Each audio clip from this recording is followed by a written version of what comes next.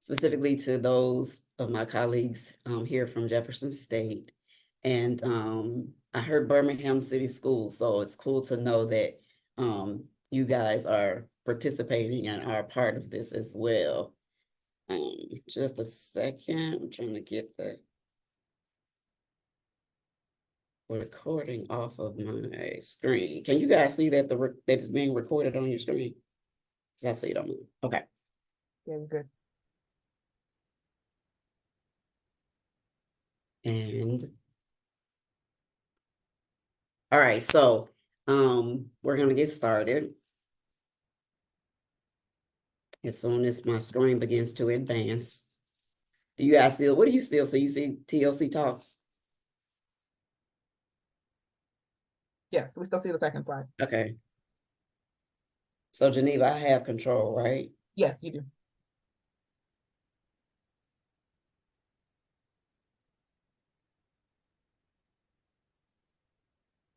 One second.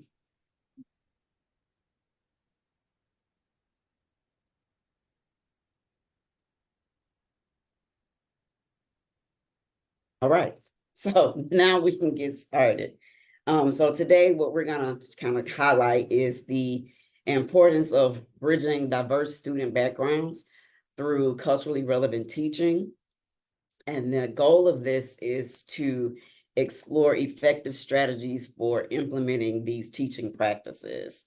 And so again, I am Jessica Bynum, and I am an instructor here at Jefferson State Community College.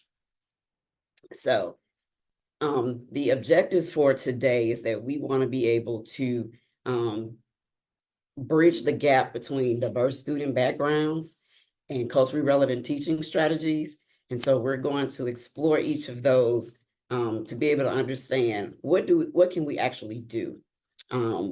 Why is it necessary that we have culturally relevant curriculum? And then we want to be able to go into detail about some specific strategies. All right, so I'm going to ask anyone who will be interested to come off of mute and share with me what your definition is of culture and culture diversity. Anybody want to take that on? Although you do see the definition on screen, I'd like for you to share what your idea is of culture and culture diversity.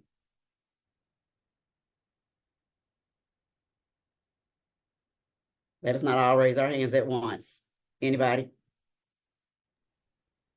I can give it a try. Okay. Sarah. Culture is the background that you grew up with, the language, the customs and traditions, the values and beliefs and countries associated, and that type of background. And cultural diversity is when individuals have different experiences of that background and live different ways of living because of that background that they associate with their identities. Okay. All right. Thank you for sharing. Anybody else?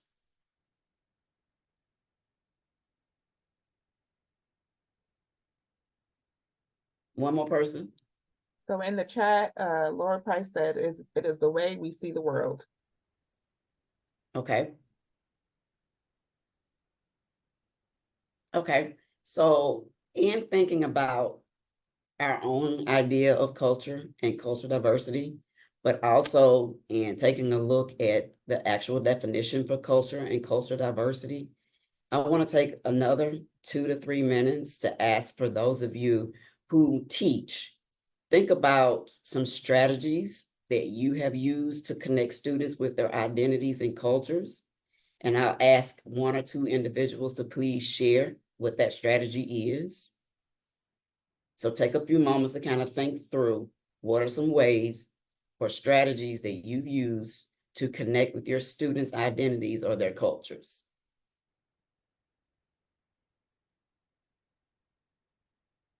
I should have had some music playing. I didn't think about that.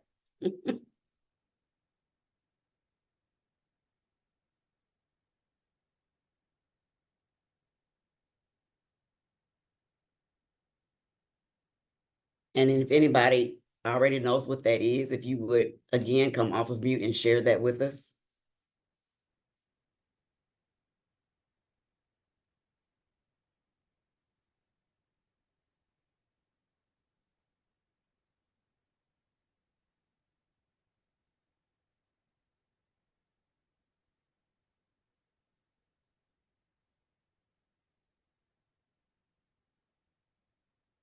Anybody out there?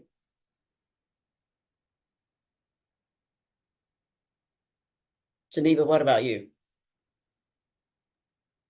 Sorry, I did not hear the question. I'm sorry. What can you share a strategy that you've used to connect with your students' identity or their culture? Yeah, absolutely. So in courses that I facilitated, mostly the courses that I do are for faculty focused, obviously, because I work in faculty development. So when I'm trying to engage faculty in webinars or in training opportunities, I ask them what their most recent book is, because all academicians are always thirsty for knowledge. So I share with them the book that I'm currently reading and then have them share what they're either reading or one of the books that they've read recently. And then we do a knowledge share of like what value it added to their pedagogy, or if it's just a personal book, what they enjoyed about reading that book. So that is one way I talk to my faculty members. Okay, thank you. Anyone else? Just like she shared, what's your favorite book? I'm a music lover, so a good way to break the ice or a good way for me to make a connection, whether it's with faculty, staff, or students, is to talk about their favorite music, their favorite artists. I can hold a conversation on that just about all day, and it just allows for that opportunity for me to learn exactly, where they come from, what their views are, based upon what their musical tastes are. Okay, I like that. I like that. Anyone else that has a strategy that they'd like to share before we move on?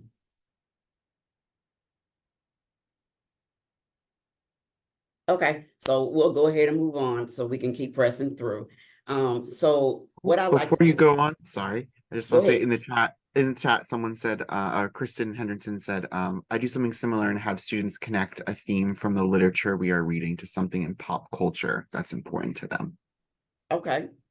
Okay, so to emphasize or to expound upon a different strategies, when I'm teaching content to be culturally relevant, one of the things I like to make sure is that I'm being intentional and being able to connect with the student's identity. And what I've learned is that it does increase their engagement and it makes it more meaningful to them. And so the strategies behind that, of course, is to identify their identity, but how do I do that? And then incorporate diverse examples. I'm going to share that with you today. And then by doing all of these together, it helps to promote more inclusiveness, discussions, and perspectives. And so I like to be able to share that with you. So how do I make my curriculum culturally responsive? As Geneva mentioned, I was privileged to be a part of the first cohort for UNCF's Faculty Fellows Teaching and Learning Center. And one of the things that we learned was to use a lesson plan. And we identify with lesson plans mostly with K through 12 education. And we do use it in our planning as well. But what I learned was using a term called backwards design approach. And using a backwards design approach allowed me to prioritize my intended learning outcome. So instead of me focusing on the topics to be covered, I focused on what I wanted them to be able to get from it. So I want to be intentional in relating my cultural relevance to my course alignment. So the lesson plan allowed me to do that. But I'm also going to share personally that the lesson plan part of that cohort stressed me out. So for those of you in K through 12 education, I commend you in your lesson plans, but it really helped me to be able to align what it is that I want my students to get from that. And so I'm able to plan from that perspective. So using that approach, one of the things that I like to do in the beginning of a term with my students is an introduction video.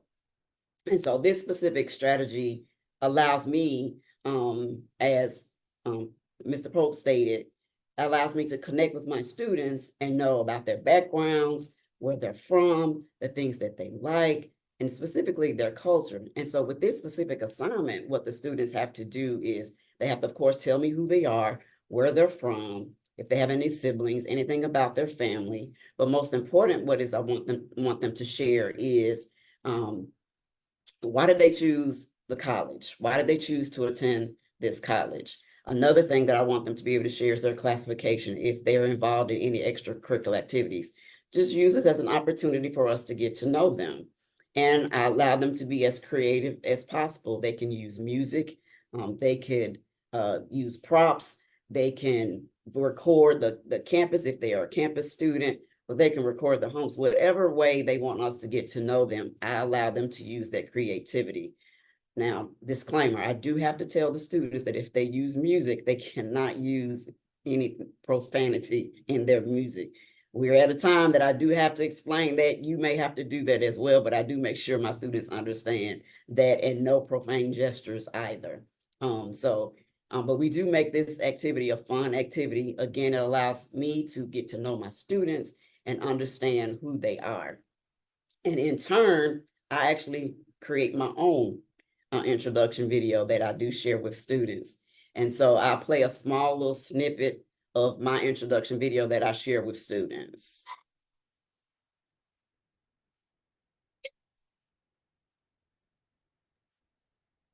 Professor Bynum, we can't hear your sound.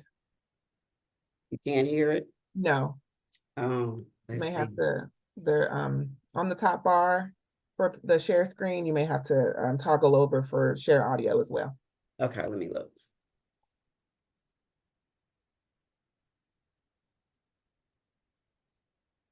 I didn't check that before we got started, Geneva.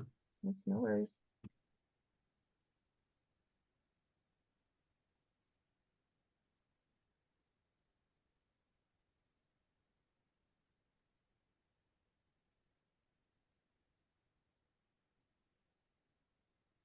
And I can't get my mouse to cooperate. This is what I was having an issue with the last time.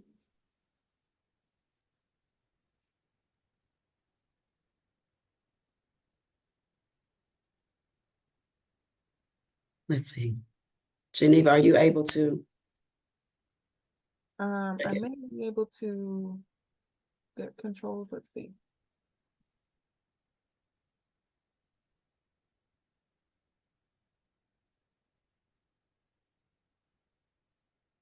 The mouse is not, I don't know why the mouse won't move over the screen. See.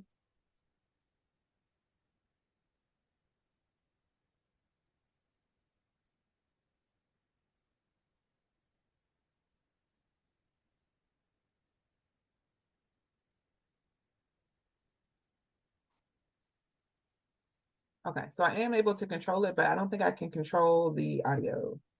Okay. So let's see.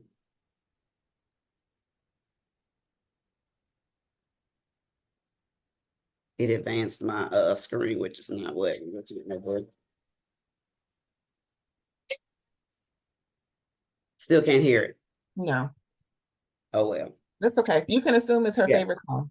So anyway, that is the introduction video that I do share with my students to allow them to get to know me as well.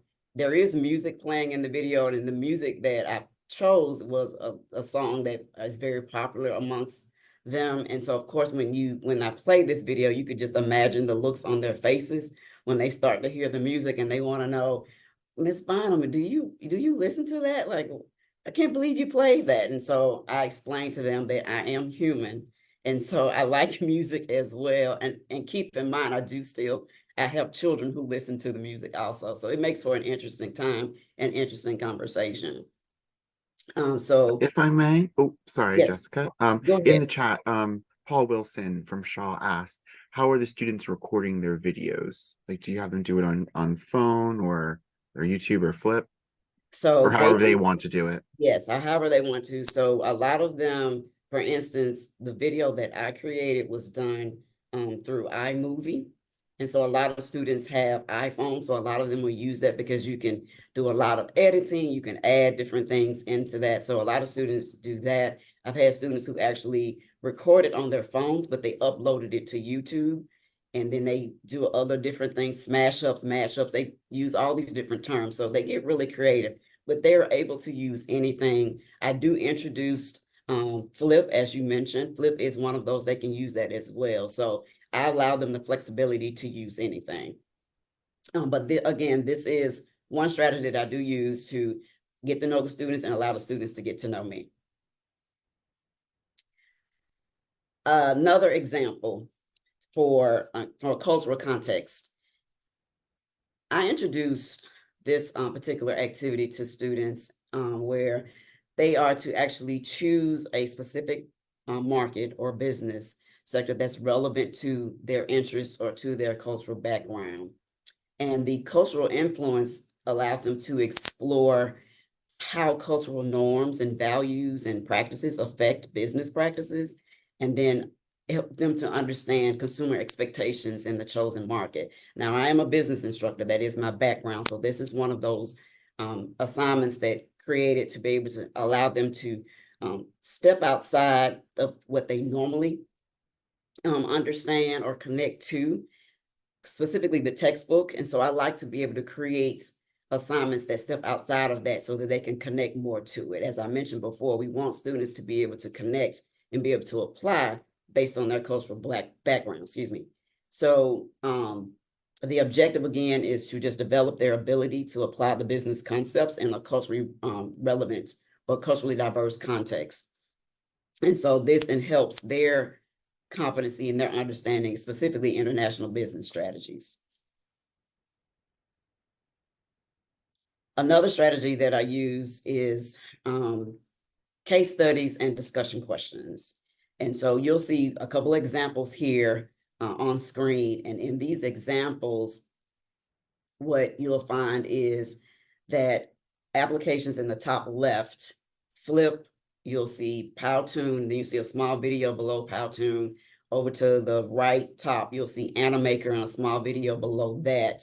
And then in the top, in the bottom left, you'll see some artificial intelligence applications. And so how I use these tools, specifically Flip, I will give the students a discussion question. And in the discussion question, instead of actually typing out a response, they can record a response.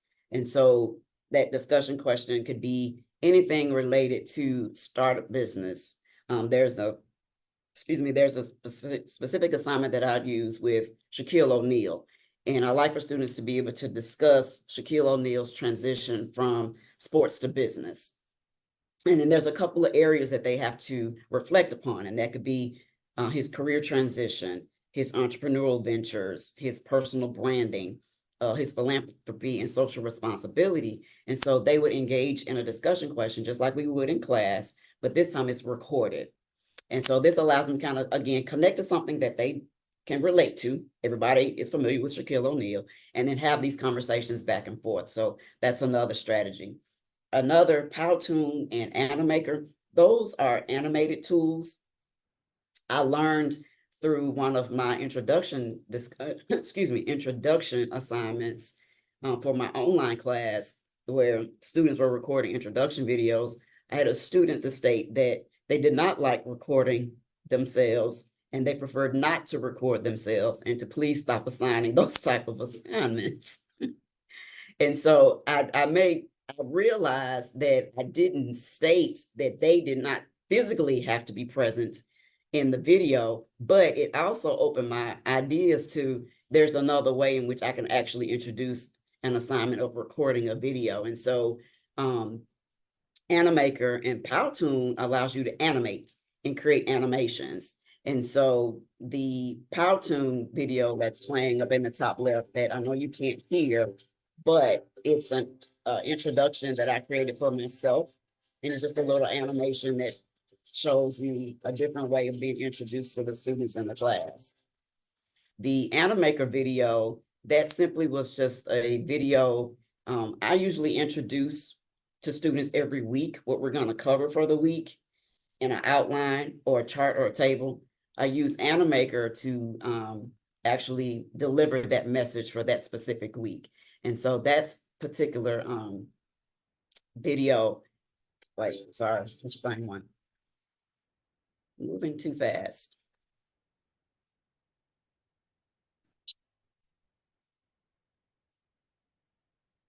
This video was just a delivery of students being able to see what it is that we're gonna do for that particular week. And so it just shows different aspects of different individuals, and it gives you what the assignment is or what you're completing for that week. So it was just a simple video just to do something different and just to keep my students engaged. The bottom left, as I mentioned, are artificial intelligence applications. Artificial intelligence is in its infancy stage. A lot of us are experimenting. A lot of us are doing research. The top left is Midjourney, allows you to create images. To the right of Midjourney is ChatGPT. We're all familiar with ChatGPT, that you will use different prompts to generate different things. To the bottom left is DID, that is a NUI or Natural User Interface, which I'll talk about a little bit later in this presentation, which allows you to humanize artificial intelligence and have another connection with your students. And then NVIDIA AI is a video development. And so I use all of these tools again to allow my students to be creative, to connect to themselves. Midjourney, you can take a marketing project, developing a product, create an image for that product, and then you can use NVIDIA AI to promote that product. So again, these are just all tools that we use to strategize and allow students to connect differently to what we are teaching in class. And then another strategy, enhancing learning through collaboration. This particular area is where I like to partner with other individuals at other institutions. And I like to be able to have my students to see other students at other institutions and what they're doing and what they're working on. One particular project was I partnered with Dr. Marvin Reed at Central State University. He's the chair of business there. And he's certified in all this Apple coding.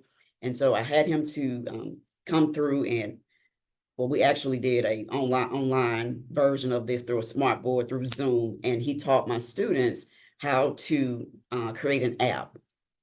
We use iPads for this collaboration. So students learn how to design their own app. And then I turned that into an assignment where students had to create a business that was app-based. And that business had to solve an issue or a problem that occurred on campus. And so collaborating with other institutions, collaborating with other individuals at other places opens up other opportunities to connect culturally and also to develop a curriculum that aligns with your outcomes for your course.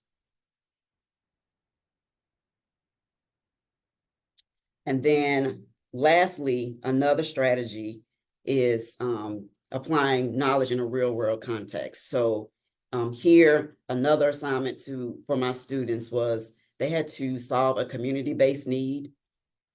And this linked them to cultural responsiveness. And so the specific assignment was to identify a business in their local community or surrounding the campus. And they would have to link its cultural responsiveness by understanding and addressing whatever that need that specific business had.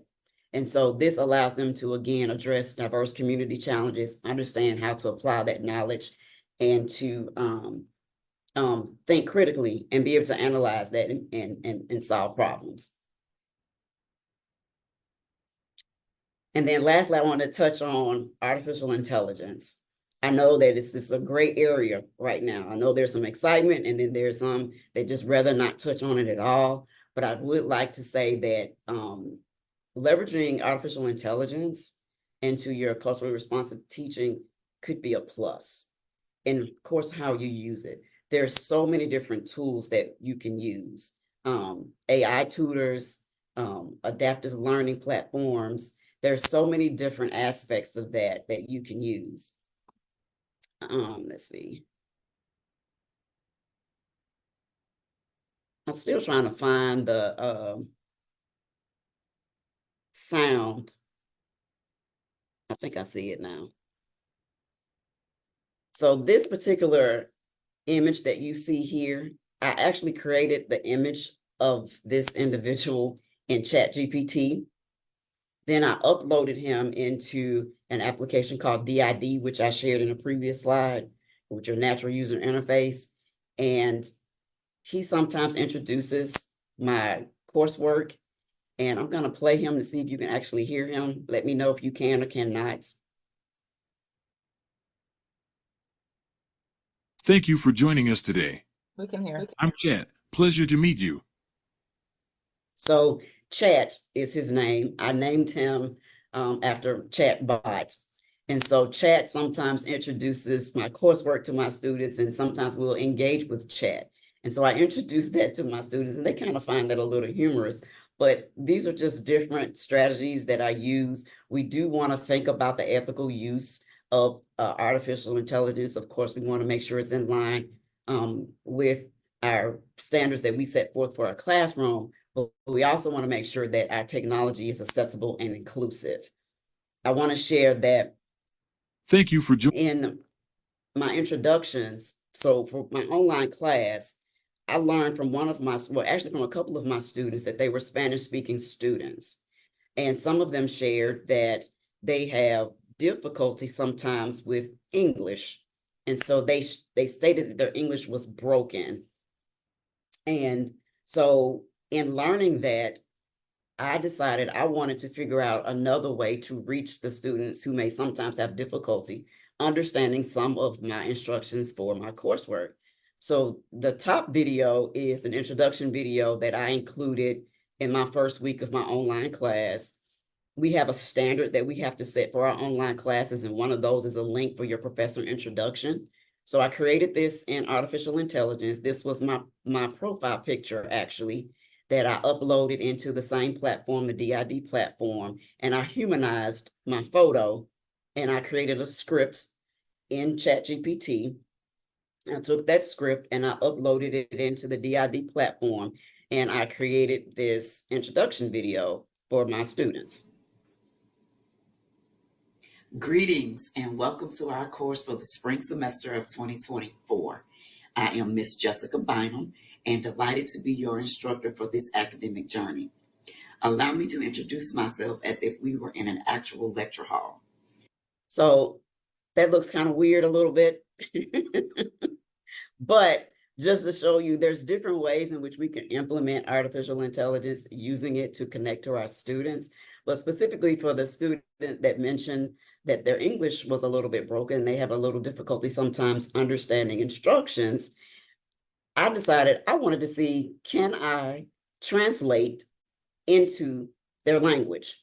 So I took a snippet of that same script, and I took it and I put it into ChatGPT, and I asked ChatGPT to translate this script into Spanish. Now, I will share that I learned at a diversity and inclusion conference last year that we have sometimes we assume that everybody from Mexico or from South America speaks the same type of Spanish. And I learned that the Spanish is by different regions. And I didn't know that before. And so once I learned that, I was able to connect to the student to understand what region. So when you go into an actual application, you can tell it what region of Spanish, and it will translate it into that language. And that's what I did for this particular video. It's just a short snippet that I wanted to share with my students. Saludos y bienvenidos a nuestro curso para el semestre de primavera de 2024. Estoy encantado de ser su instructor en este viaje académico. Permítanme presentarme como si estuviéramos juntos en un salón de clases. So, it's so much flexibility and so many different things that you can do. But that is just one of those different things. I've had the opportunity to work with artificial intelligence for the past few months.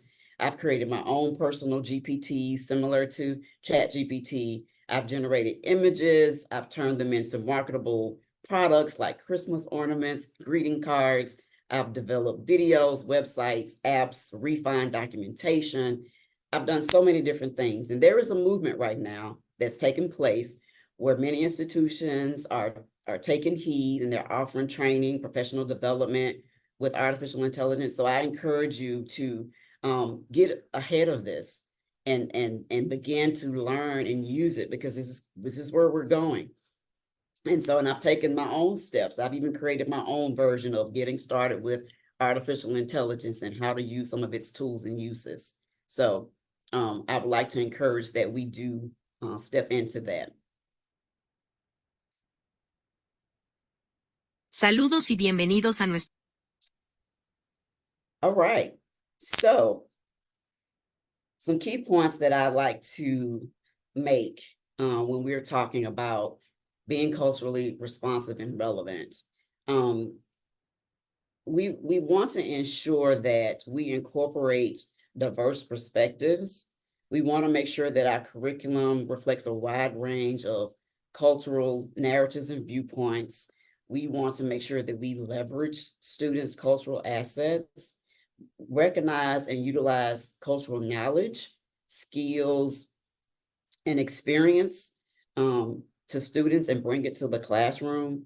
We want to promote critical thinking.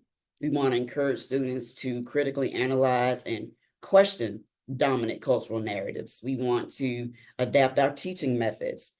We want to employ a variety of teaching strategies to meet the diverse learning and needs of our students. We want to be culturally responsive. We want to develop assessments to meet those needs. We want to design assessments that are fair and reflective of students' diverse backgrounds. We want to engage with the community. We want to build partnerships with local communities to make our learning relevant and enrich our curriculum with real-world experiences. And then we need professional development, right? We want to encourage each other, ongoing training and professional development on culturally responsive teaching practices. We want to be aware of our own cultural biases, and we want to learn strategies to be able to effectively engage with and support all of our students. And reflective practice. We want to encourage each other to engage in reflective practice. Consider how cultural relevance is integrated into our teaching, and then seek feedbacks from our students so that we can continually adapt and improve our curriculum. And then lastly, I want to introduce something I have the privilege of being a beta tester for, and that is Latimer. Latimer is a large language model. It's just like ChatGPT. The acronym is LLM, Large Language Model. This particular model was designed by John Passmore, and it is trained with diverse histories and an inclusive voice. It is actually built to reflect the experience, culture, and history of Black and Brown people more accurately. So be looking out for Latimer. I think you can potentially sign up and be on the waiting list to when Latimer actually officially opens to the public. So I'm excited about this engine and this tool to see what it generates. So I'll be playing around with some prompts to see how this actually works. And so here are my resources that I use for this presentation today. I hope that I have enlightened you a bit on some of the strategies that I've used, and that you're able to take those and integrate those into your own classroom teaching. So that's the end. Are there any questions?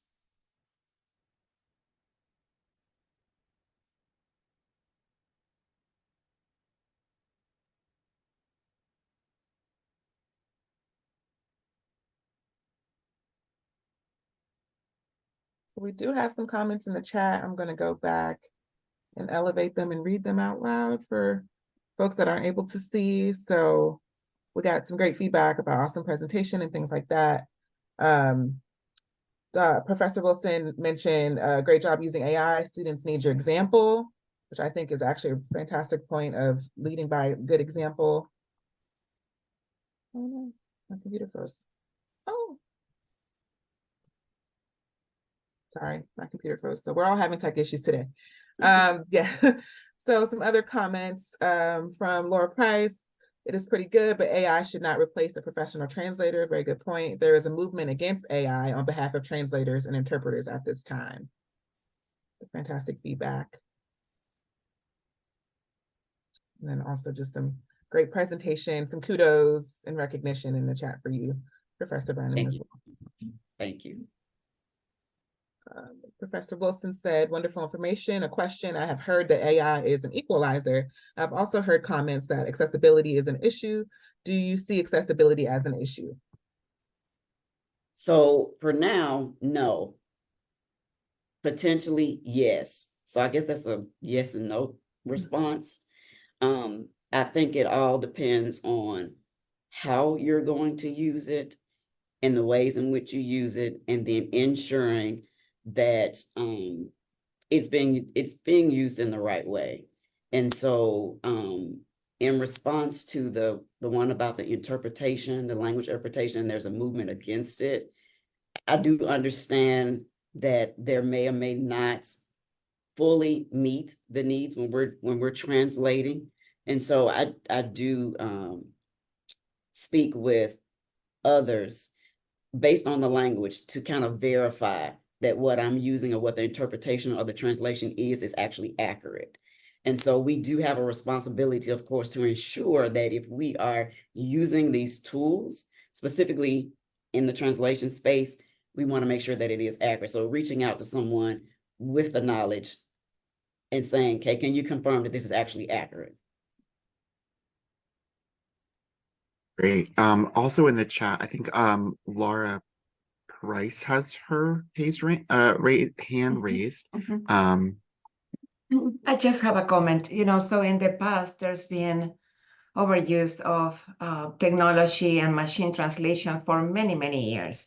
And it is a great solution until you go too far out of your league without knowing languages. And that's the thing. These tools were created for people who already knew language.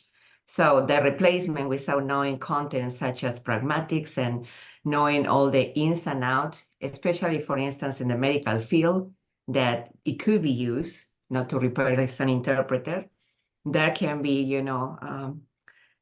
doing some harm more than any good. So that's a food for thought about, how much we can use this without having, like you're saying, a colleague that would be an expert that will actually go behind you and say, okay, let me see what you're using and let me see if this makes sense, and it's actually good quality. Yeah. Thank you for that, Laura. Also, thank you for putting in the chat the culture iceberg. I think that was a really great visual on how to kind of think about culture. So if anyone wants to see that graphic, it is Laura Price put it in the chat. So thank you again.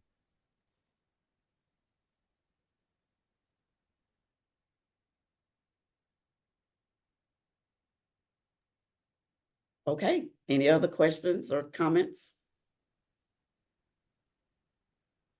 All right. In the last couple of minutes that we have, as I mentioned in the beginning, we would love your feedback. So if you wouldn't mind going over to our evaluation form, so you can get there by just accessing the link, and we'll also put the link in the chat for you so that you can click on the link directly to give us, your feedback about today's session, as well as, what you would like to see for future sessions once we continue the rollout for the spring, as well as for fall 2024. If you need to get in touch with us and you have, feedback that you would like to, specify to our department, you can reach us by just sending us an email at tlcenter@uncf.org, or you can email myself, Geneva Dampere, or Kiyako Eliadis directly. You can see our email addresses up on the screen right now. And then, as always, we would love for you all to hop on over to our LinkedIn page. Not only give us a follow, because we're trying to broaden our reach, but also to continue the conversation. I think today's conversation will be very robust now that we know some of the things, the nuances of using AI, as well as other, more traditional routes that you could take for enhancing the cultural responsiveness of your curriculum. So I do want to thank Professor Bynum for participating today and for being our subject matter expert as well as our speaker. I think this was a great presentation and very, very insightful. And I will be looking up that DID bot, because that I've never seen until your presentation. I'd never seen something like that before. So I think that's very, very cool. Thank you. Thank you again. I appreciate it. Thank you, everyone, for joining.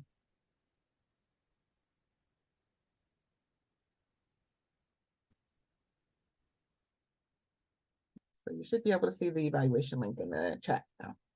Thank you. Mhm.